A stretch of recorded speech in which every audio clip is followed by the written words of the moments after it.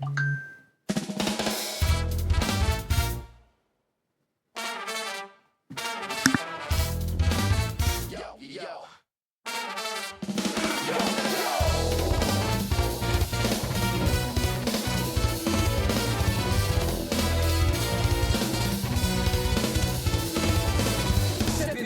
stage is where your journey begins. Our shells are stacked high where the magic never ends. From the dice that roll through the tones ancient and wise, we got all the essentials for your game to arise. With adventure in mind, we craft every piece to make your campaign flourish. Your stories increase for every RPG dream. Stories is fun. Come find it at quest, leave the money behind. Epic stages is where you find satisfaction. We bring the spark, you bring the passion. We control the board, you control the action. Epic stages where legends find traction. Epic stages where legends find traction.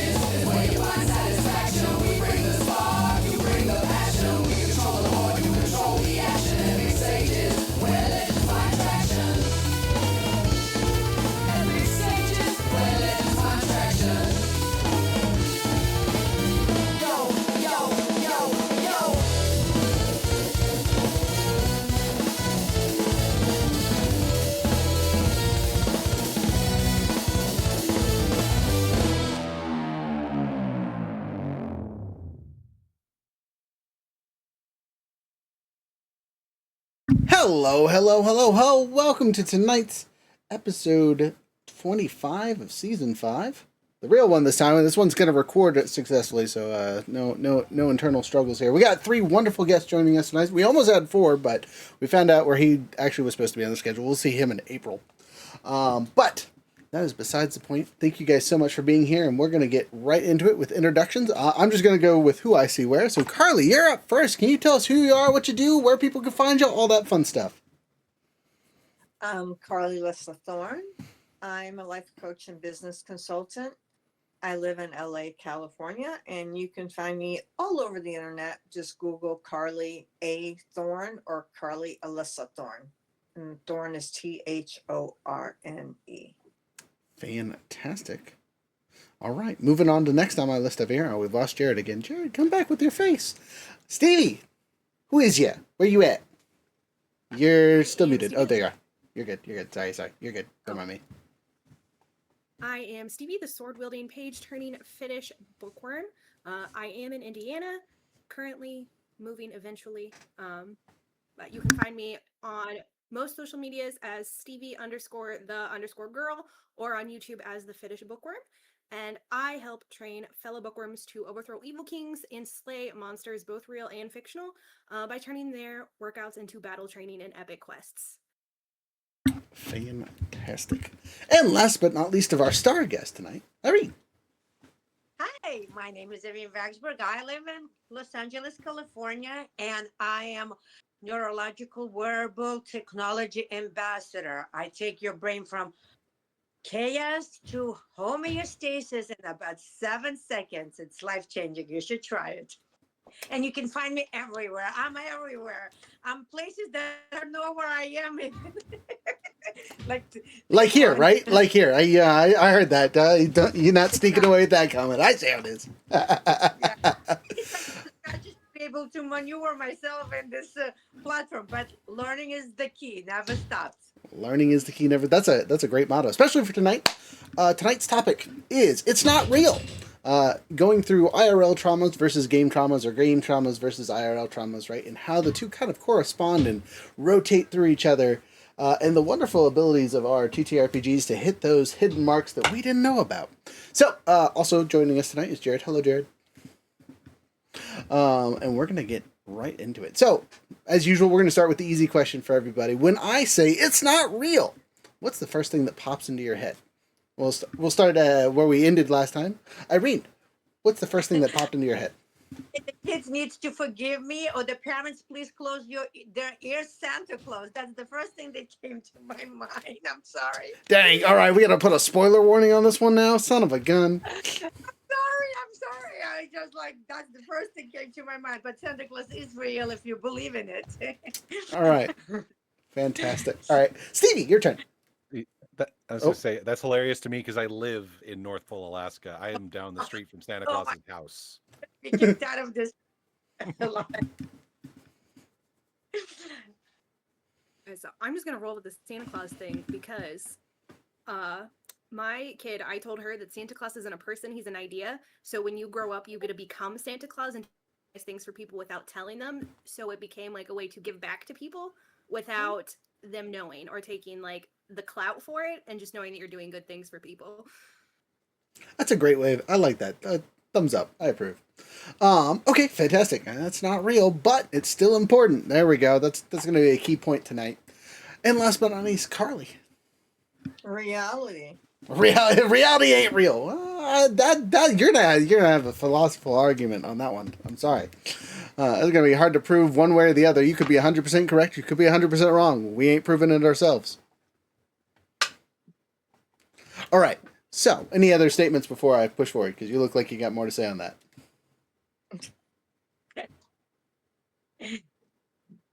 I could. I mean, basically, if you want to go to scientific land, everything is energy. That's scientifically proven. And if everything is energy, reality is not. We see what we portray. Like we actually are seeing what we're playing out in our game. But it's not real because we're playing our script. Interesting. You know what? That actually will fall in nicely to one of our other points later. Jared, what about you? Oh, so many things at once. First off, I'm just saying this whole conversation is making me flash back to my college philosophy class, but I'll just ask, do you want my immediate take in the form of a pop culture reference, a musical reference, or a deep philosophical reference? We'll save the deep philosophical for second thought. First thought is first thing that popped into your head. The Matrix. The Matrix. Okay, solid. You stole mine, you bastard. How could you do this to me? Well, I can go with the musical one if you want to take the Matrix. No, that's fine. Lady in the red dress not being real is gonna be my joke. Wham. And the musical reference was Queen. Is this the real life? Is it just fantasy caught in a landslide, or escape from reality? Solid. So both choices solid. All right. So pushing on to our next question here. When you guys are working on your own projects and your own things, what is the most frustrating thing for people to convince that it matters, that it is important, where it doesn't seem that is generally the case, right? We're going to start, Stevie, with you. When you're working with your new clients and things like that, what is the hardest thing to get them to realize that what they're doing matters, even if it isn't the first and foremost thing? So for me as a fitness instructor, it's the importance of rest. Like they want to go balls to the wall as hard as they can every day. I missed a workout. I'm sick. I'm going to work out anyway. And really emphasizing the importance of like rest days and rest weeks, and not working out when you are sick, or if you sleep poorly. Like you can count a nap as your workout, not like 7 days in a row unless you're sick. But sometimes that is what you need more than pushing your body. Okay, interesting answer. I like that. Me as a big man that goes to the gym only 3 days a week, I enjoy my rest. Gosh dang it! All right, Carly, what about you? When you're dealing with your peeps, what is the hardest thing to convince them is the most important? That they deserve it. That they deserve it. Okay. That they're worth it. that the hard work pays off. You know, like every step is a step towards where you want to go. So you've got to make a decision where you want to go. Fantastic. Okay, I like that. I like that. I was going to say in our little interview we kind of talked about that a little bit. So good answer. Solid. And last but not least, Irene, what about you? When dealing with your people, what is the hardest thing that you you need to do this because it matters? So I work with people that are living chronic pain. So I'm gonna, kind of follow up with Stevie. Is that right? Rest, right? Don't push your body. Be gentle with yourself. Give yourself grace. Do what you can on the days that you're feeling the best, and not so much on the days that you're not feeling your 100%. And it's okay to step away and just take care of yourself. Put yourself first. And it's one of the hardest things. Especially for moms and me, personal journey was the same thing. You wanted to show up for your kids, and it's we deserve a rest, right? We deserve to take care of ourselves, and in return, we show our children that self-care is important. Fantastic. Okay, Jared, jumping down to you in the TTRPG realm. What is the hardest thing to convince new players that is actually important for them to know?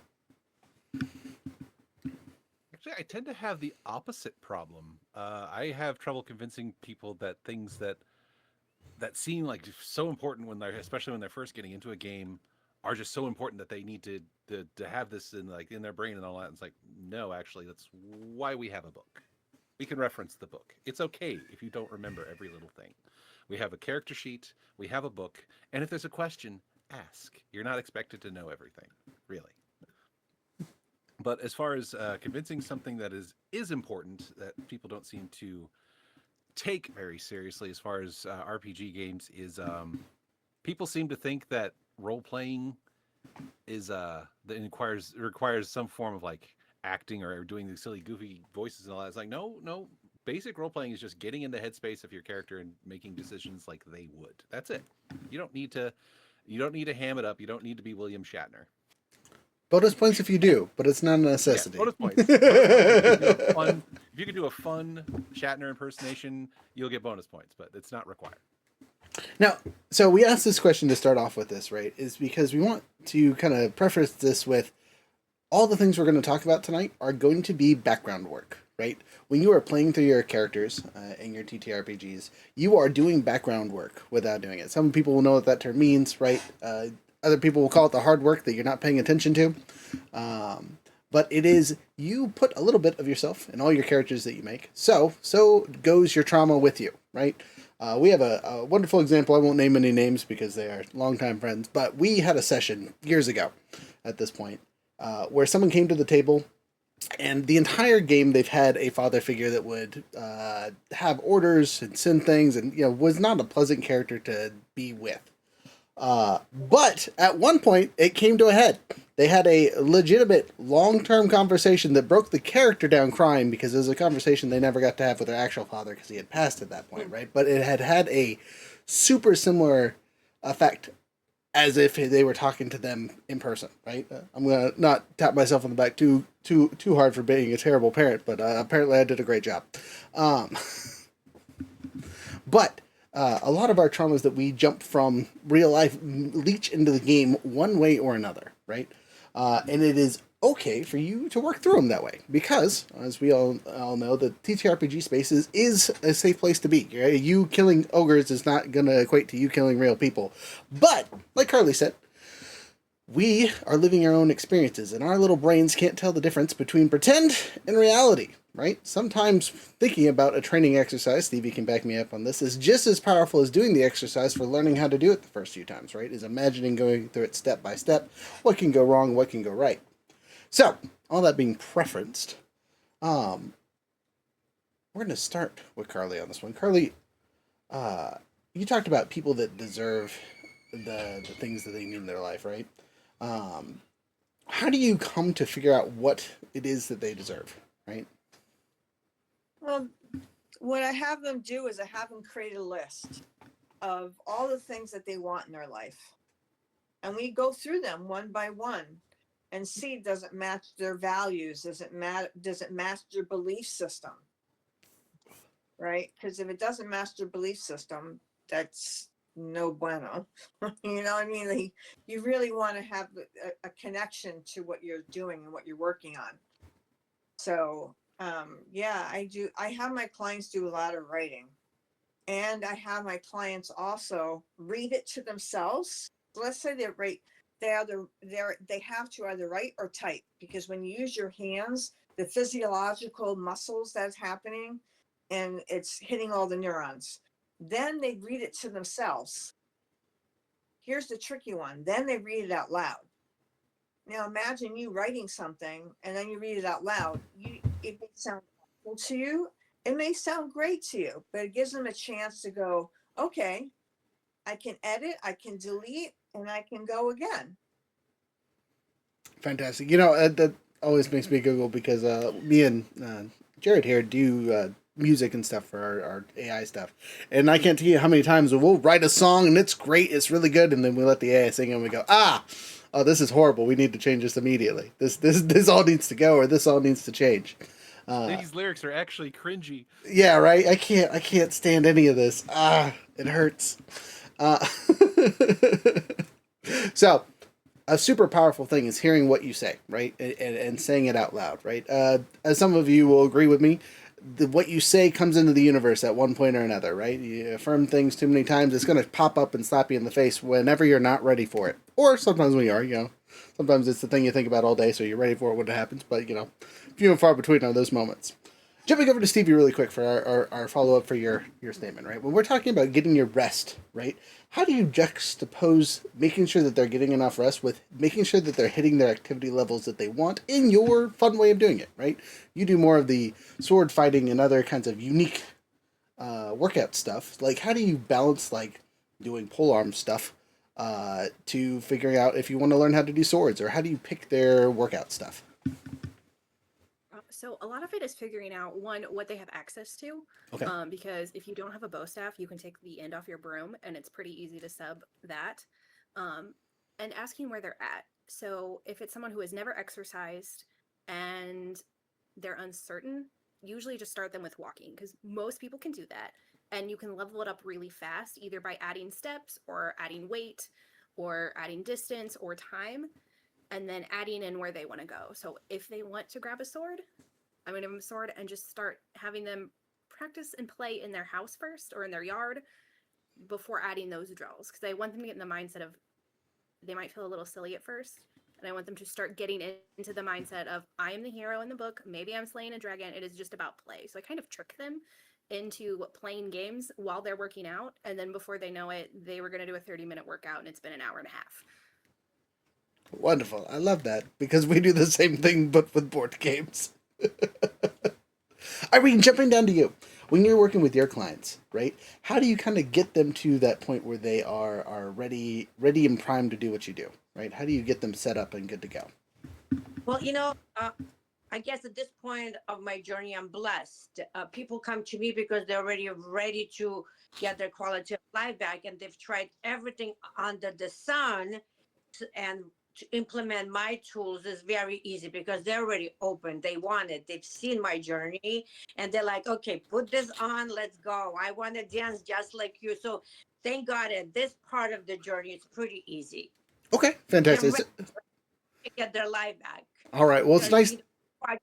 It's nice when you have primed players. That's for sure. Yeah. All right, Jared, jumping down to you, back to our TTRPG side of things.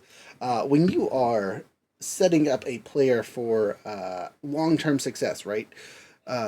What is the things that you require to get them to the point where you can know that they're going to be a good player or not? What are the kind of things after your first couple sessions playing with them? You're like, how do you make sure that player is ready to play in someone else besides your game? That's an excellent point. For me, it just comes back to role playing because I'm a very story and character centric dungeon master and game master. So I try to get a player engaged with the characters that they create, that they're invested and not just like, oh, this is random Swordy McGee. I'm just here to hit the goblins. It's like, okay, but why does Swordy McGee want to go out and hit goblins? What happened in his life that he is now motivated to go and hit goblins with a sword or stick or whatever it is he uses? That is probably the biggest thing I do is I try to get players like he's like just put the rules from the side because all the different games are going to have all these different kinds of rules. You're going to have to relearn the wheel every single time because they all want to do it their way. But something you can carry over to every single game is become invested in your character and get involved in their journey. And that is just a really good habit and a good skill to have as a RPG player. And it translates very well to being a game master too, because then you transfer that skill into building the world you're setting up for new players to start their journeys. Fantastic answer. I really appreciate that. But I think the most positive one that goes pretty much in what everyone's saying on this topic is they have to be ready and willing to take the next step, right? They're awkward with the broom to start off and doing the Jedi. Oh, what was that video's name called? I can't remember. Where he's got the broomstick and wiggling around. Star like crazy. Wars Kid. That Star one, yeah. Wars Kid. I don't know if you guys all remember that from the internet, but you know, if you're at Star Wars Kid level with your workout, it's gonna feel a little goofy, right? And swinging That the stick. video is 20 years old. Shh. That video is 20 years old. Just so you know. Silence. I don't want to hear that. Anyway, so for everyone who's not in their 30s, don't worry about it. It didn't happen. You were too young for it. But that being the case is to take the next step in whatever journey we're working on dealing with our traumas and our life stuff, whether it be real games or whatnot. It is finding the next phase comfortable, right? I heard a phrase earlier today that I took a pretty solid disagreement with. That you can't step forward in the world until you're comfortable, right? You can't challenge the world until you're comfortable, and I would have to disagree. Is you can't challenge the world until you're uncomfortable. Right there, you have to be a little awkward to move forward. Right, something's got to motivate you to take the next little step. One of my favorite quotes. Speaking of songs, I made a song about it relatively recently. Is the most important step a man can take is the next one. Right, I believe that is from Brendan Sanderson's Oathbreaker, if I remember correctly. But it is yeah. That's a minor thing. If I could amend that to make that quote more usable to most people, it's like it's less about you can't challenge until you're comfortable. I would say you can't challenge until you're confident. Okay. I think that would fit better as a piece of advice, generally speaking. Okay, I agree. That makes sense to me. But the next step, right, is kind of where all of you guys are in your sweet spot for, right? In our lives, we gather all that trauma, right? And when we switch it over to our TTRPG side of things, when we're playing our games, when we're faking our adventures while doing our workouts, we are underlyingly figuring out some stage of trauma and deconstructing it, right? Which is kind of a fun thing to go through when you think about it. After the fact, generally during the fact, it's not great, right? Kind of like in our adventures, when we get to a hard situation and we have those super heavy moments that define our characters as we're storytelling, we have to push through those to get to the next stage, right? Classic literary device, the hero's journey, always has the breaking point, right? Because you're always going to have the part where everything's comfortable, everything's good, you could be the best, coolest soldier kid in the world, and then everyone in your family dies, and that's where you start your journey, right? Because your world has been rocked, and you got to take a step forward. I believe that step is called the literal or metaphorical death and journey into the underworld. Is that part of the hero cycle there? Yes, that one. But all that being said, right, kind of preferencing for the next question here. When you guys started your businesses, right, when you started doing what you guys do, what was your first step? I'll give you guys 10 seconds to think about it. Irene, we're going to start with you. Sure. So I was not looking for a business. I had a successful hairdressing business that made me 6 figures. I was looking to make sure I could maintain it by getting my quality of life back because I lived in chronic pain. And the business, the gift of the business, or the gift that gave me my life became my business and purpose. So it just changed my life. And I said, can't do hair. Lost my business pretty much, so that it became the purpose, the mission, the passion to bring this incredible technology to the masses. Fantastic. It's just gift that keeps on giving me quality of life and all of this. And sometimes you have to just jump in even if you're afraid. Just wanted to go back to that question, and I wrote a post about it that do it uncomfortably. And this is uncomfortable for me, this platform, but here we are. Fantastic. All right. Carly, what about you? Where was your stepping off point? How did your hero's journey begin? So for me, I'm more business detailed. So first thing for me was a business plan, Mm-hmm. right? And then once I had the business plan, then it was mapping out the center and where everything goes and all that stuff. And Okay. all the finance. So just to back it up a little bit, what made you want to start the business plan? What encouraged you to step out from what you were doing to move on to the next thing? So I worked at 9/11, and of course the towers went down. So we lost our job. We lost all our tools and whatnot. I still have my locker keys, but anyways, so I needed to start over. I was a specialized medical trainer in New York City. Okay, well, I mean that's a pretty historical event attached to your first step, so you get main character Yeah. energy for that one for sure. Yep. All right, interesting. Stevie, what about you? What encouraged your first step in your journey? So my first step was probably the most basic one that anyone would ever have, is just weight loss. And I had started that not exercising just by diet, started exercising because I wanted to be toner. Once you lose weight, that's usually the next step. But I was bored with what we called basic workouts. I didn't like counting reps, and I was complaining to my coach about it. And he was like, well, what are you training for? If you could train for anything, like, what would it be? I still don't think that he expected me to say the zombie apocalypse. But I did, and wasn't like, I'm gonna fire this girl as my client, because what does that look like? He asked me, so I canceled my gym membership and started working out in my backfield, like military crawling through the backfield in the mud, carrying like a bucket of rocks. I got a weighted vest. I would carry tires, and it just kind of progressed from there. That's exciting. Very cool. Carly, I missed you on that one. What'd you say? Oh, I said that's cool. I agree. Jared, jumping down to you.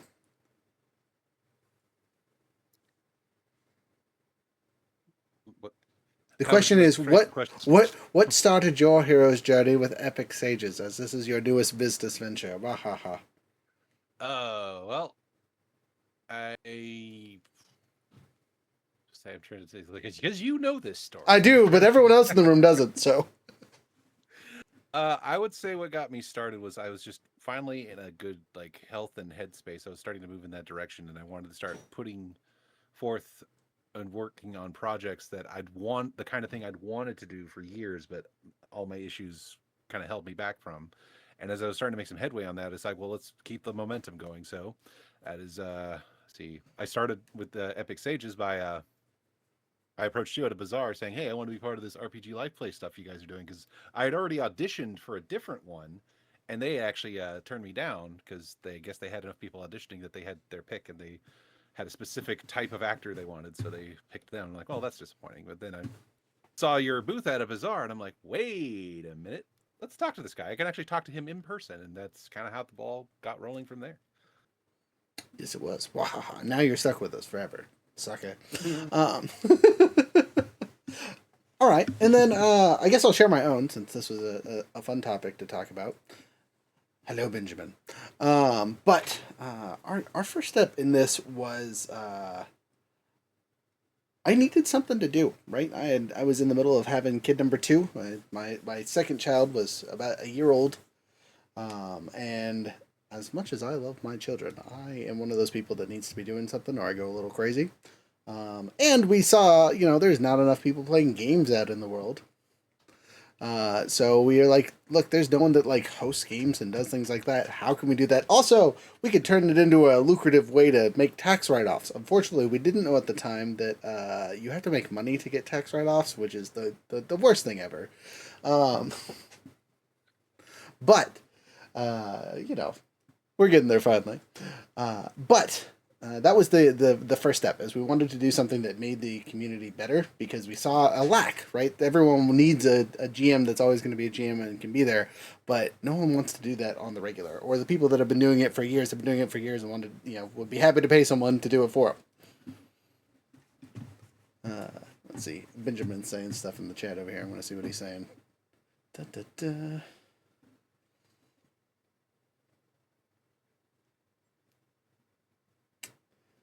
It's just the peanut gallery. He's peanut gallery super hard over here. Thank you, Ben. I appreciate you.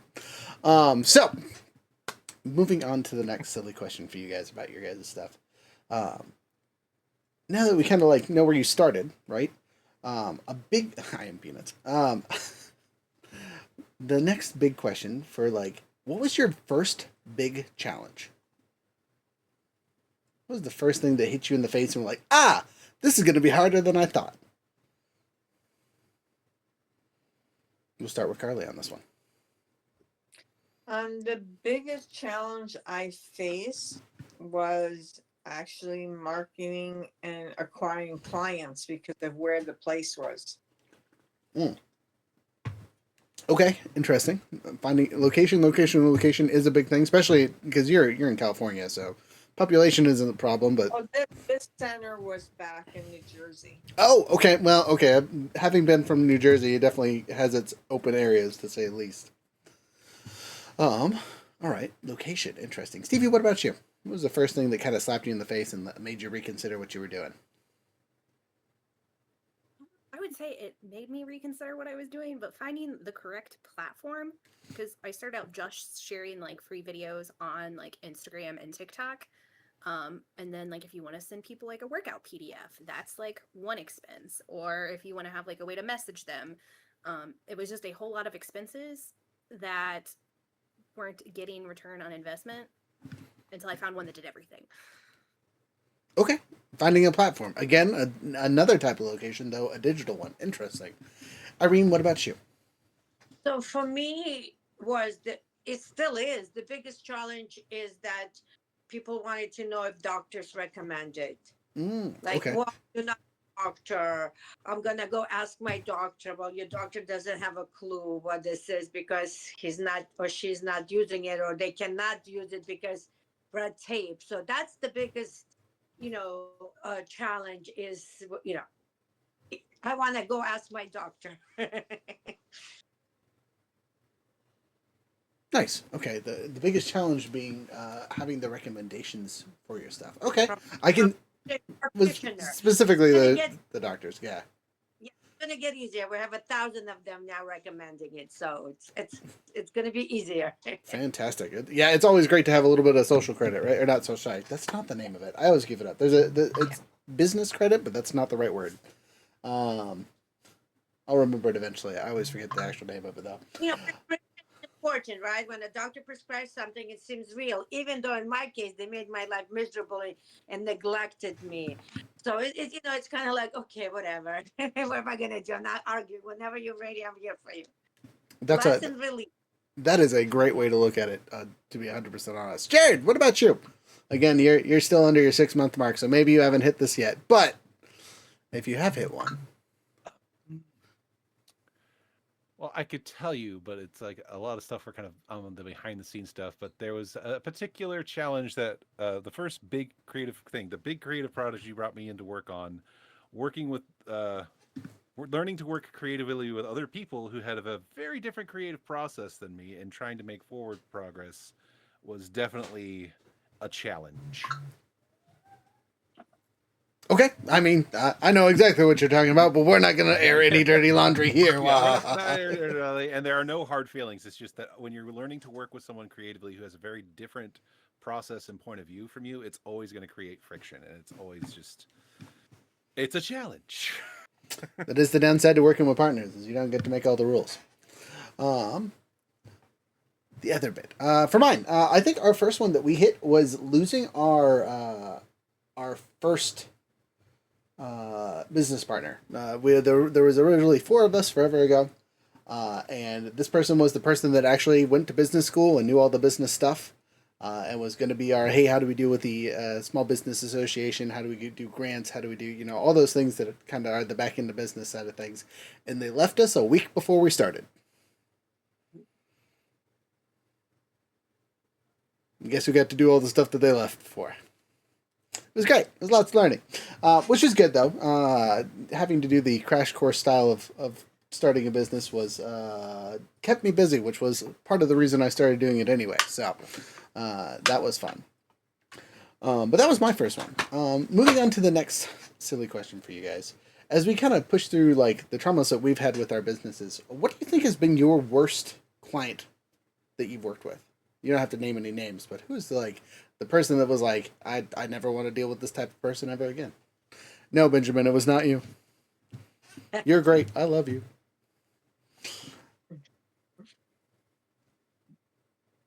Sorry, I should probably call someone out here. We're gonna start with Stevie on this one. So, first off, she's gonna know I'm talking about her, and it's fine because she's Oh. my best friend and she knows. Okay, all right. Well, yeah.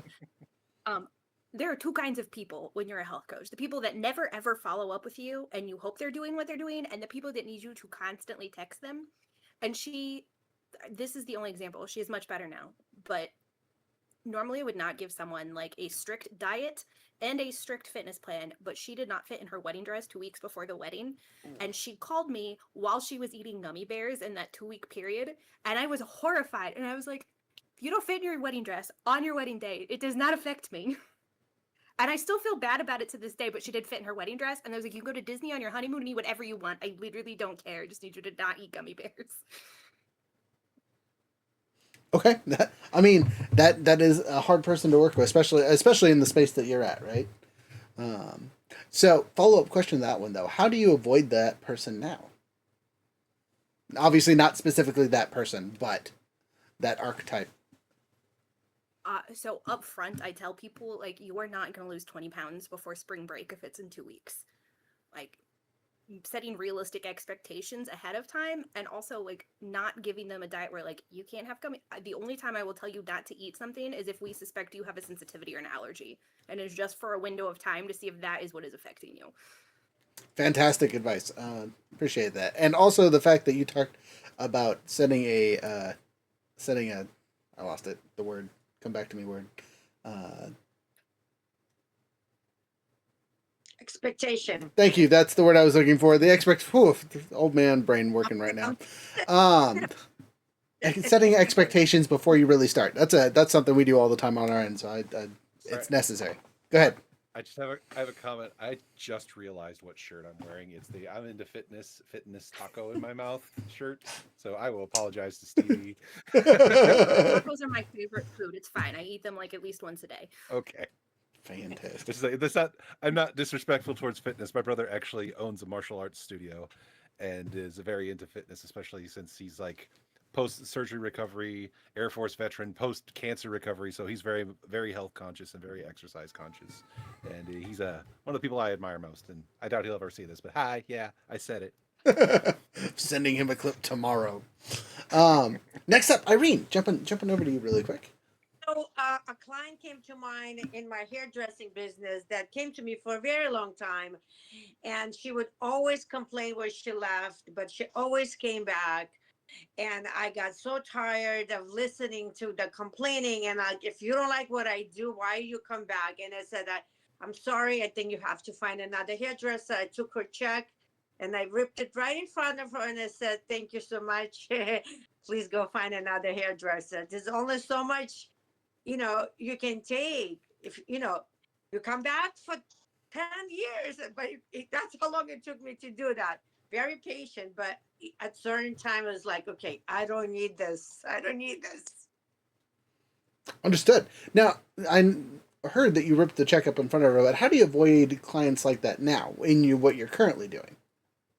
What I do now, I don't have that issue because, again, most people coming to me, they want that healing process.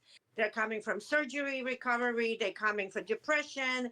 They already understand what I have because they have been followed. And I'm everywhere. So they know what I do when they connect with me. And I become their coach. It's part of the service that I provide. I walk through them, whatever time they need to completely understand and incorporate this technology into their life.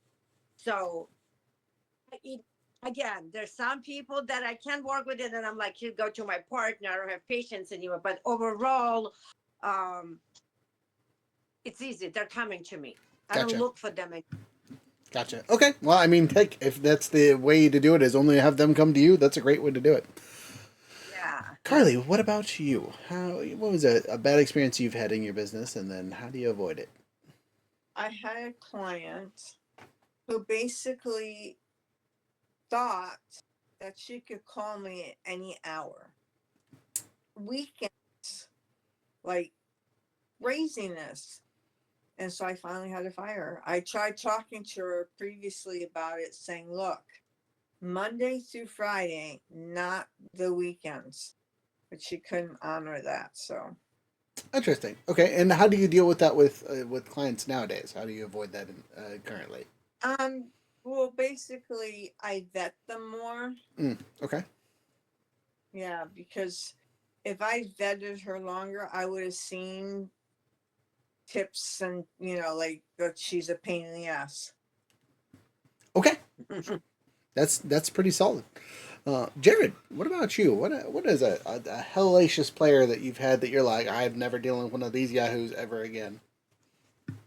So I would say my biggest challenge, and it has recurred a few times because it always ends up coming in a new flavor, is well, you brought up the idea that we sometimes use these games to kind of help us process and kind of put a lens over like certain traumas and difficulties we've had by channeling them through like our characters and all that. And that's a perfectly healthy thing to do, as long as everyone at the table is knowing what they're in for. I've had players that apparently, and game masters for that matter too, and it's always worse when it's a game master because they control the room and they dictate everything that's going on, and all you can do is walk away when it gets really bad. They seem to think that a game is their forum to either trauma dump or purposefully just unload the worst dark stuff on everyone in the room. I've had players that I learned all that about them before even ever playing with them. It's like, we should play sometimes. Like, no, never with you, sir. No. It's gotten like, I've had some people that are like really bad. Like the one I avoided entirely. It was like, they got into some dark stuff that got them banned from their local LARP group. Like, not even really hard banned. They just got, asked, can you please not come back until you go to therapy? And he got mad and left. Yeah. So even though I'm a game master and I try to create a safe and fun and comfortable environment when I run games, I am not a licensed healthcare professional. I am nowhere near qualified to help you deal with serious issues. And as sad as it is to say, I'm also not a trained like helper for people with severe special needs. And occasionally I get a player who has those special needs, is like, okay, but I am not equipped to help you. I don't feel comfortable having to be responsible for you unless you have someone here who is responsible for your other stuff. Because I can't run the game and help you with your needs all at the same time. It's just not something I can do as a person. It's not something I'm comfortable as doing as a person. So, yeah, it feels bad sometimes when you have to tell someone because it's not necessarily their fault, but it's like, I'm not equipped for this. So we need to find another solution or this isn't going to happen. Solid. So Frickin' peanut gallery again there. What do you say this time? Help me work through my issues. Hold up. What Help me work through my issues. I want to trauma dump, and you seem like the person for that. You friend shaped. I don't argue that I am friend shaped. I won't argue that point, and I will be your friend, and I will be a listening ear. It's just that there's a time, a place, and certain clinical training that's required. There's like a graph. There's like a Venn diagram. when it is appropriate to trauma dump in D&D. Fantastic. We're gonna need to make a meme for that later. So on my end, right? Since we've started this business, I think our biggest one is playing, especially with our live plays. We've done plenty of live plays with lots of people, but we vet all of them now pretty well for the most part. And have less problems than we had before, to say the least. But having people that come to us is actually a really big part of that now. Is people want to have to come to our stuff specifically, right? They have to know how we act or who we are before they just jump into games. Generally, right? We give them a pretty good overview of, hey, this is who we are, this is what we're about. Da da da da. We set the expectations super duper hard, right? We vet them pretty good, and then we make sure that we are consistent, right? And letting them come to us is actually really good advice, especially in our space, because people are going to find the places they want to be, and if if they come to a space because you begged them to be there, they are more likely to be a pain in the butt, right? Again, not to name in any names in our previous players, but a while ago we were playing a brand new system to us. It was one of our Learns With Us system, and we had a very excitable player in the game that had played before, right? He knew the system. He was one of those people that was helping us like go through the motions and whatnot. But there was never a session he played in where he did not correct the person who was running the game because they did something mechanically wrong. Even if it was for story reasons or anything else, he would correct the GM/DM constantly.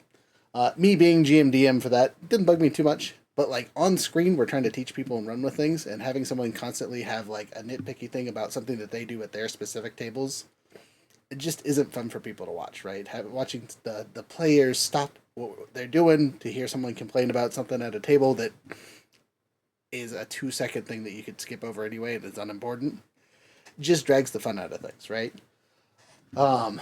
So they left on their own eventually, but to be fair, at that point we were relatively new and we had begged someone that knew what the hell they were doing to come join us. We don't do that anymore, just because the people that want to will come. But that being said, pushing forward to kind of pulling in the real traumas to the game traumas, right? How do you equate slaying an orc to having a hard conversation with the boss, right? How do you get your life back under control while being an elf running around causing havoc on Tamriel or whatever silly land you're playing in, right? I'll answer that on my end, but for you guys, how do you guys redirect your clients' negativity into something positive? How do you reforge what is causing problems for them into something positive that they can do for their stuff? We're going to start with Irene. Irene, when you're dealing with the people in constant pain, how do you reforge that into something positive for them? Well, patience, because I've been through it. I understand it. So just really patient and allowing them to express themselves and how they feel, and letting them know they're not alone. I am here for them, and be patient, and be patient with your own body, and the process that we're implementing for them to get better.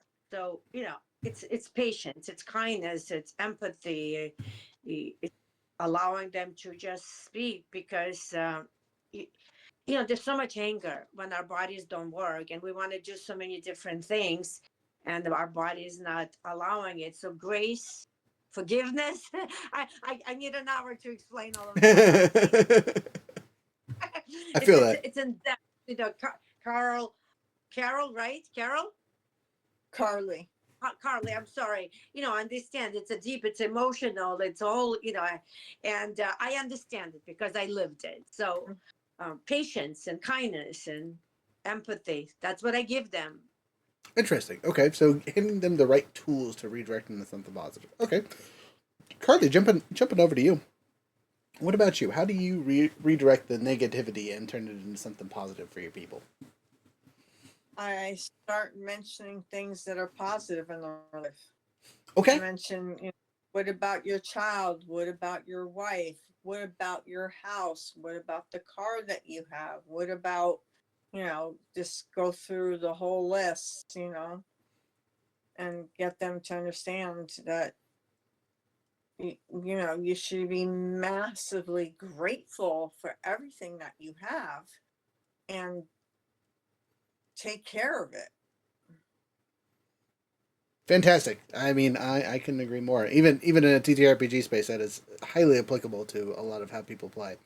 Stevie, jumping over to you, as you deal with something that is also very centered on negativity to start off in the beginning of their journey, how do you kind of redirect them in a better way? Taking those negatives and turning them into positive. I start by having everybody come up with what I call it, their council or their inner circle or their board of directors, whatever phrasing they want to use, and picking the fictional characters they want to embody. So maybe it's Nesta for the ACOTAR fans, or Daenerys Targaryen a skill that you want to have, so that when you're working out, you are playing in your mind and role playing and thinking of yourself as that person. And then they start to be like, okay, well, this is the evil king I'm facing. What would Daenerys do? And like, obviously, you can't blow somebody up with fire legally. I mean, I guess you could, but kind of thinking like her, because it helps them step away from the problem and like kind of make it into a monster that they can slay and work through what they're going to do with it and start showing up more like confidently in life, because you know they've been slaying dragons in their workouts 3 to 5 days a week.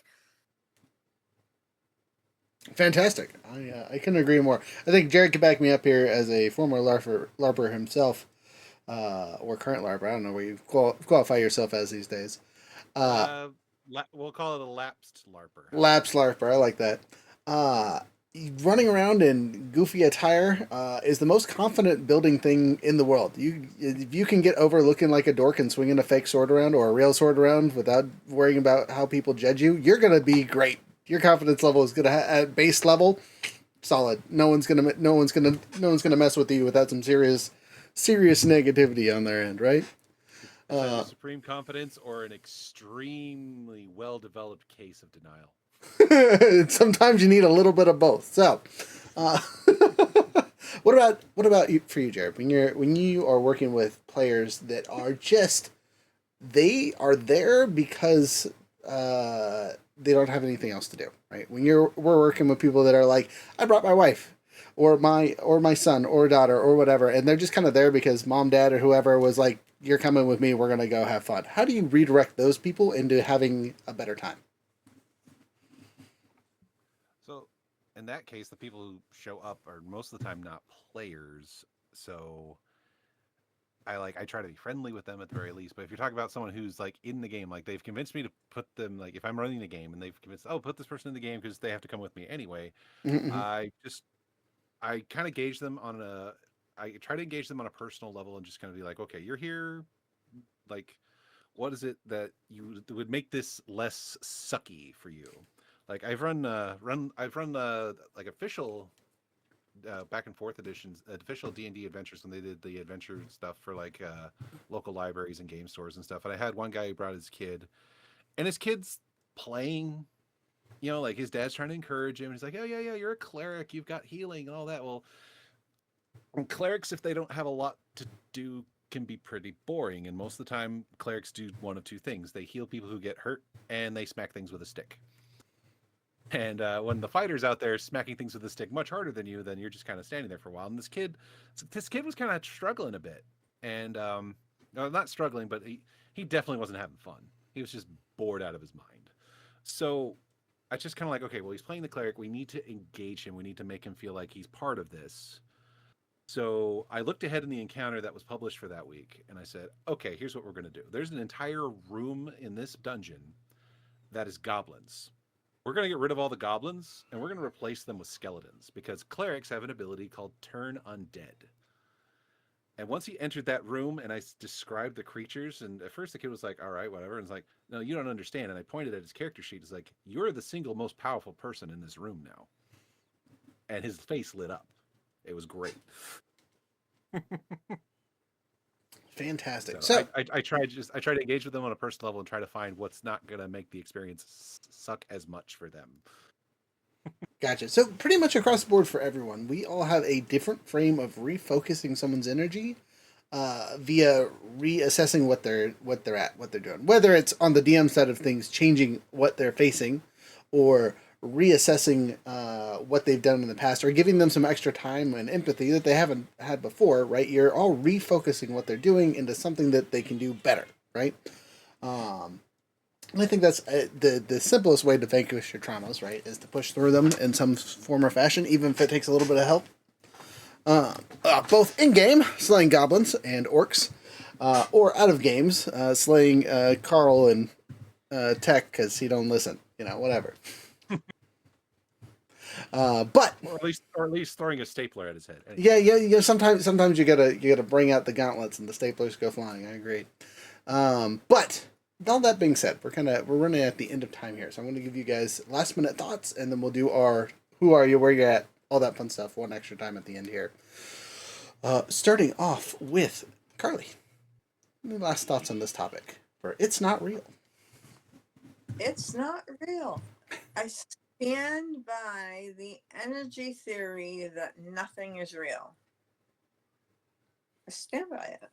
Okay. I mean, energy is energy. And if you've done Tai Chi or any of those types of arts, you can feel the energy. You can see the energy is wild.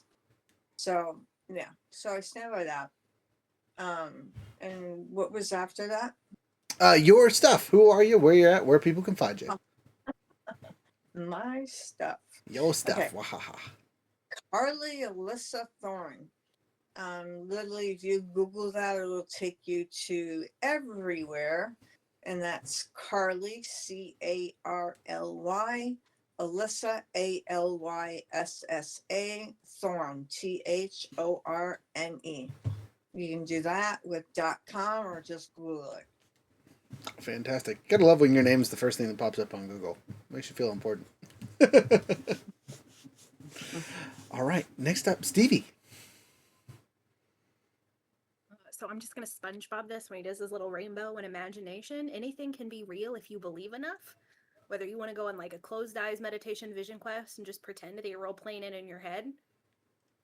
Even pro athletes, when they are injured or learning new skills, will like visualize themselves doing it over and over again before they try it.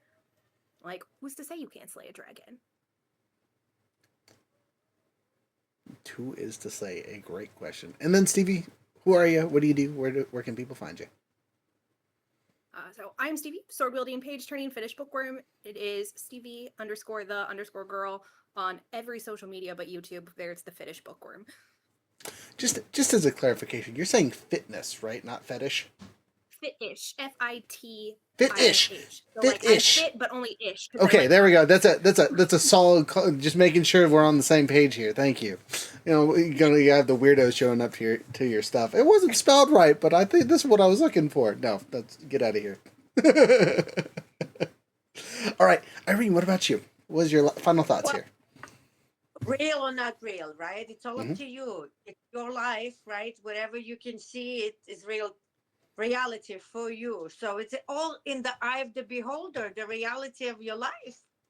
So I'm going to leave the Santa Claus alone. Vicious. So yeah, it's reality. It's whatever you believe, real or not, right? You can slay the dragon. It's perfect. I love it. I want to go take a class. And my name is Irene Vaksberg. I help people to go from chronic pain to dancing, just like I did. You can find me everywhere. My name is Irene, and the last name is Vaksberg. And I would love to connect with you and share more about what I do. Fantastic. Jared, any fun things on your end this week for what we're working on? Well, as far as final thoughts go, because you want the deep philosophical thing we touched on. Yeah, do it. This is the time. Let her loose. I'm reminded of two things from my college philosophy class that we talked about, and that is Plato's analogy of the cave wall and the shadows and the perception of reality. All we are is we're in a cave and we're just seeing the shadows. We don't see the light where it's coming from. We don't see outside the cave. We're just seeing the shadows.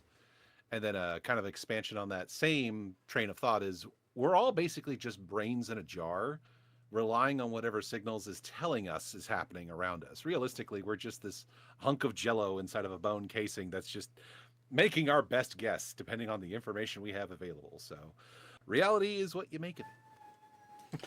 Yeah, the worst fact that you can have about that is mantis shrimp see like 9 more colors. And you're bringing up the mantis shrimp, man. Anyway, inside joke. Sorry. Anyway, as far as what's going on, so Couch Quest, it's March. We are doing Mario games all month because it is Mario month, and it's extra cool because we're hyping up for the release of the new Mario movie coming out next month, so that's going to be fun.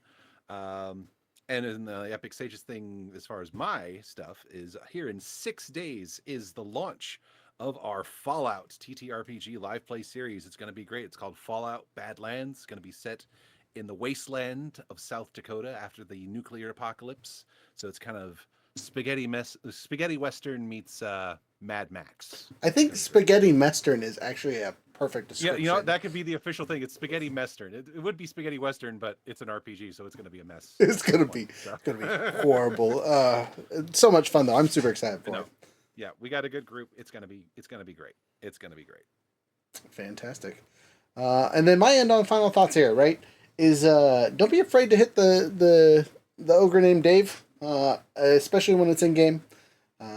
You will feel better eventually, right? Bunk enough ogres, you'll feel confident enough to deal with the ones in your real life. So keep playing, have fun, all that fun stuff. For us this week, we have a code. It's a new month, so you get the new code. This is our first episode thing for the month. I'm gonna steal Jared's thing. It's gonna be Mario 907. Why? Because it's Mario month apparently, and no one will know. They'll be very confused on the website. Get just 10% off on basically all the stuff we sell. Dice. Do we accessories. even have any Mario stuff in our store? Yeah, we have pins now. We have Mario pins. That's right. But it applies to everything, not just our Mario merch. And we have plenty of red dice and things. You know, you could have Mario themed dice. We have mushroom dice. We do have mushroom. We do have mushroom dice. So anyway, jokes aside, Mario 907 is this month's code. It'll get uploaded today, tomorrow. So give it a day for that. This coming week, we have our next session of Cosmere. It might be the last one. Depends on how our players fare on the boats. And then no major events until the end of the month where we're doing Dungeons and Flagons at the university again. So we're super excited about that. If you guys haven't check it out, Dungeons and Flagons. Local event stuff. We will be posting posters for it in our chats and things. You have to buy tickets ahead of time. It's one of those things where you have to pre-buy, at least buy a few days. So keep an eye out for that. Other than that, that's all I got with Adventure in mind. Have a wonderful time. Before we take off, guest, I need you guys to pick a number between 1 and 5. 3. 3. 6. That's not between 1 and 5. Oh, you said 1 and 5. I heard 6. I'm sorry. It's all good. 3. 3. Oh. That was my number too, but I'll do it. No, too. 3. If y'all pick 3, that makes my job really easy. I just go on my little list here and pick the number 3. No math required. Okay, all of you picked the third one. All right, you guys have picked the Gargoyles theme song. Let's see how that goes. It's gonna be real slow.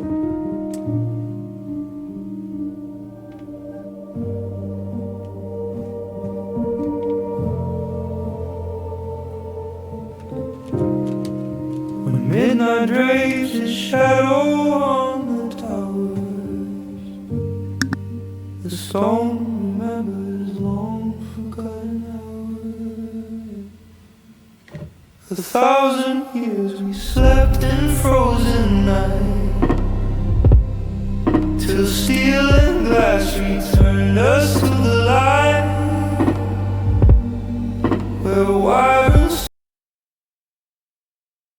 Sorry about that. I gotta turn the volume down because it's at like 100 for some reason. We're gonna do a different song then, just because we can. Mornings come with heavy eyes. The roads are long and the nights unkind. Smell of cowboy killers in the air. But I held my ground, I made it there. Every corner held a little fight. Thompson passed in 2 short nights. I learned to break a cycle or 2, and every small step brought me through. I stumble while I catch my breath, learning to say no, reclaim my death.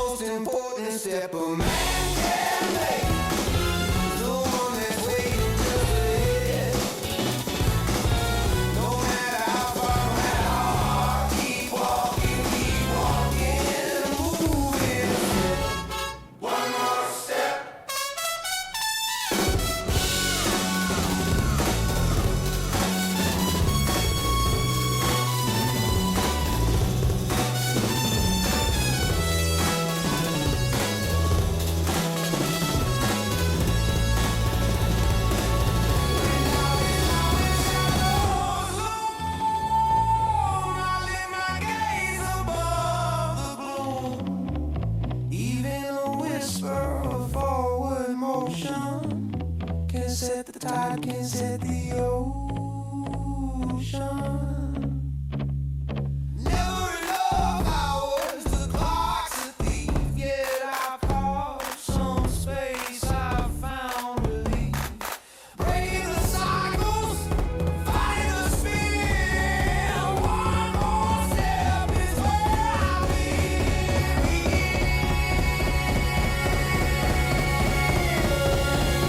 The most important step of me.